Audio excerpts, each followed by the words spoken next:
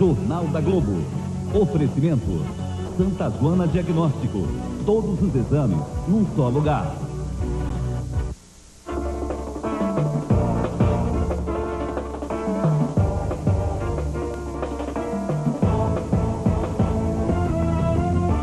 Boa noite. A festa já começou.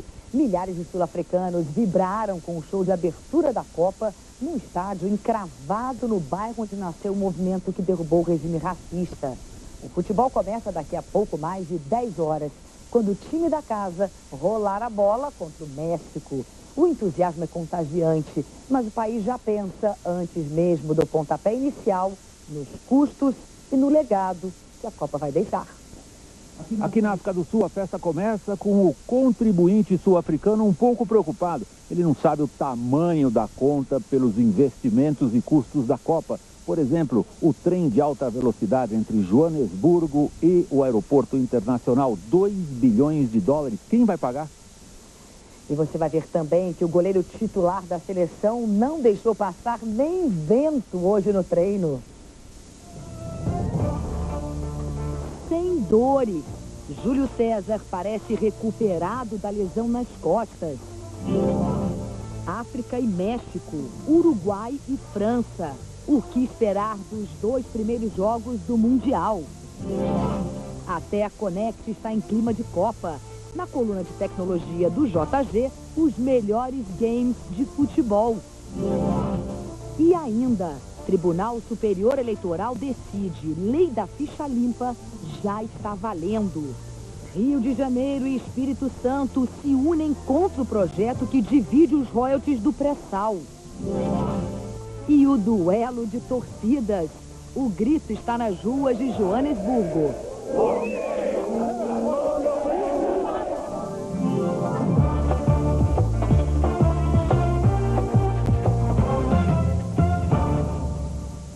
A festa de abertura da Copa foi um grande espetáculo musical, mas também foi mais do que isso. Quem conta pra gente é Heraldo Pereira. Alguns dos momentos de maior emoção no bairro de Soweto não estavam nos bastidores do show. Passava a circular na área reservada ao público. A imagem era reveladora. Simbolizava a unidade que o país vive, sintetizada pelo futebol.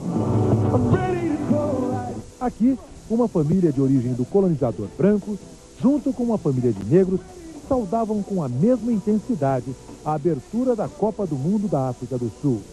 Era mais um momento de unidade para o país, que já teve como marco legal a separação obrigatória entre negros e brancos para assistir à festa do esporte. Com uma série de estrelas da música internacional. Esse momento é o maior de todos os grandes momentos, comemorava a moradora do bairro negro de Soweto. Eu estou muito contente, e não só com a África do Sul. A celebração é para todo o continente. É a união de toda a nossa gente, dizia o morador de uma antiga área exclusiva de brancos. É todo mundo junto celebrando a Copa do Mundo. Para quem estava aqui na plateia e conheceu bem a realidade da África do Sul, antes e depois do fim do apartheid, um dos momentos mais significativos foi quando subiu ao palco o cantor Vusi Mallasela. Ele foi um dos inspiradores do movimento de reconciliação nacional. Vusi voltou a cantar a reconciliação e chamou ao palco um dos símbolos da luta contra o apartheid, o arcebispo anglicano emérito Desmond Tutu. E quando Tutu se referiu a um grande nome do projeto de unidade sul-africana, o ex-presidente Nelson Mandela, a plateia foi ao delírio. Num vídeo, a homenagem a Mandela. Na plateia, o testemunho de um ídolo brasileiro que sentiu de perto a desumanidade do regime racista da África do Sul. Passei uma vez aqui em 1974 e nós ficamos 9 horas aqui no aeroporto, porque naquela época o nosso time do Flamengo, para sair, tinha que sair em 2 ônibus, um só de brancos e outro só de negros, e nós preferimos ficar juntos às 9 horas no aeroporto. Não aconteceu nada de melhor nos últimos tempos como ter uma Copa do Mundo aqui na África.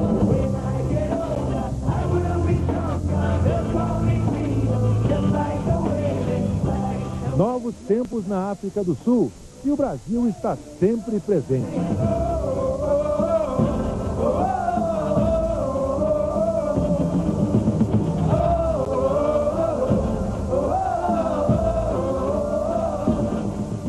festa bonita, público muito empolgado, mas ela foi cara também, como toda a organização da Copa do Mundo.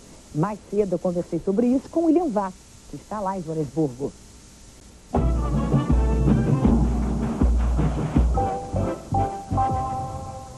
Boa noite, William. Hoje foi a festa de abertura da Copa do Mundo da África do Sul. Gastou-se muito dinheiro, não só nessa festa, mas também toda a preparação para a Copa. Os sul-africanos estão conseguindo comemorar sem se preocupar com os custos, William? Bom, boa noite, Cristiane. Ninguém gosta de falar em custo quando a festa começa. Mas a lição para o Brasil é que nos interessa. Os sul-africanos investiram uma quantidade enorme de dinheiro, só que eles não sabem, em primeiro lugar, quanto. Em segundo lugar, eles não sabem também qual será a conta final. Portanto, é hora de festa, é hora de bagunça, é hora de muita folia, de muito entusiasmo, de muita alegria.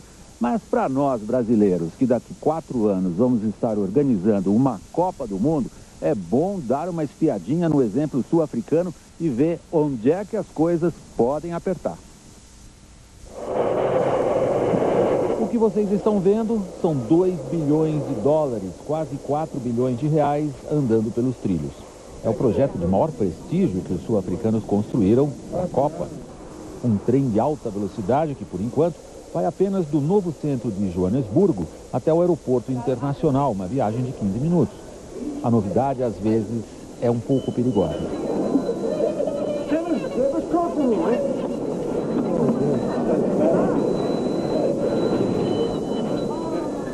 Mas é um tremendo sucesso o primeiro trem de alta velocidade do país, inaugurado 2 dias antes da Copa.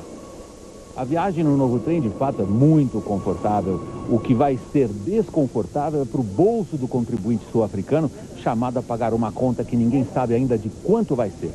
Por enquanto, a África do Sul gastou o equivalente a 9 bilhões de reais em instalações esportivas, infraestrutura viária e transportes.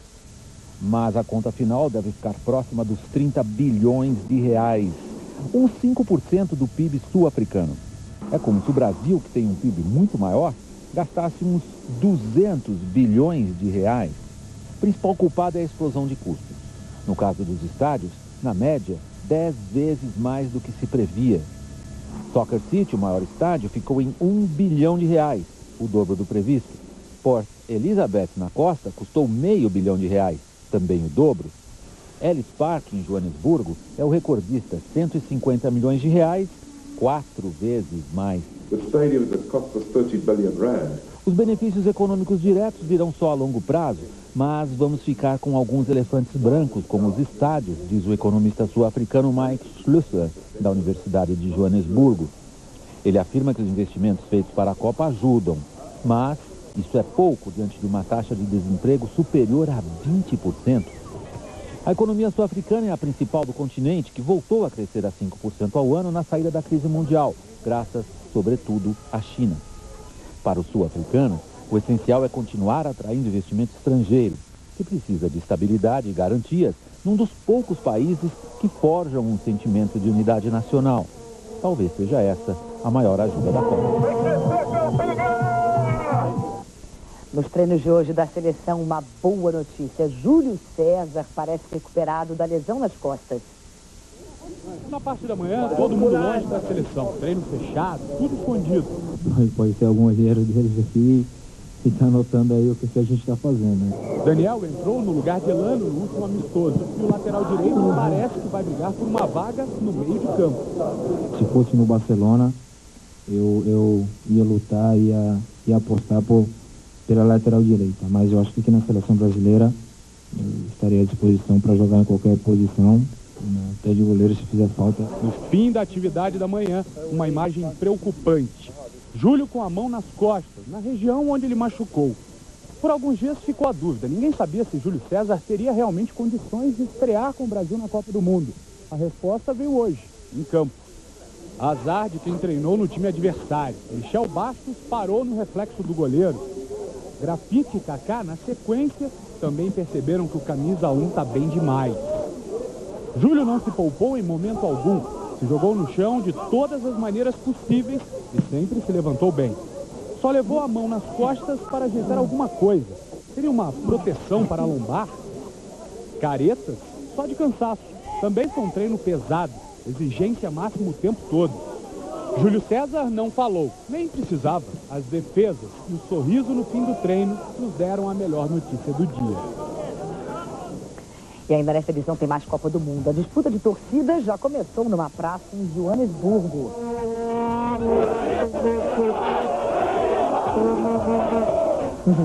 E já no próximo bloco, que as seleções que perderam em 66 e 90 têm a ensinar ao time de Dunga.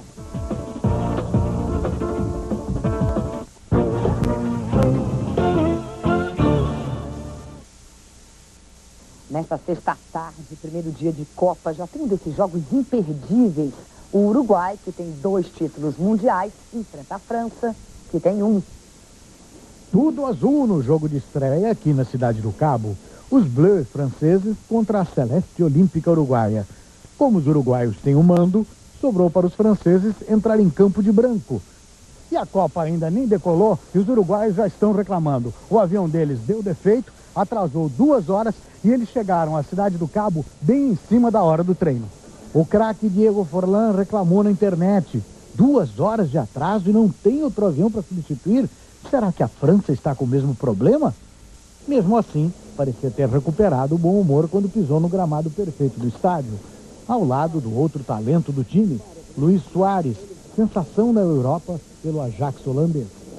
O brilho de cada um conta muito, diz o técnico Oscar Tabares, o homem que comandou o Uruguai na última vez que a Celeste chegou à segunda fase de uma Copa, em 90. Não somos favoritos, diz ele. Tomara que sejamos uma surpresa. Já o colega francês não é tão modesto. Temos tudo pronto, diz Raymond Domenech.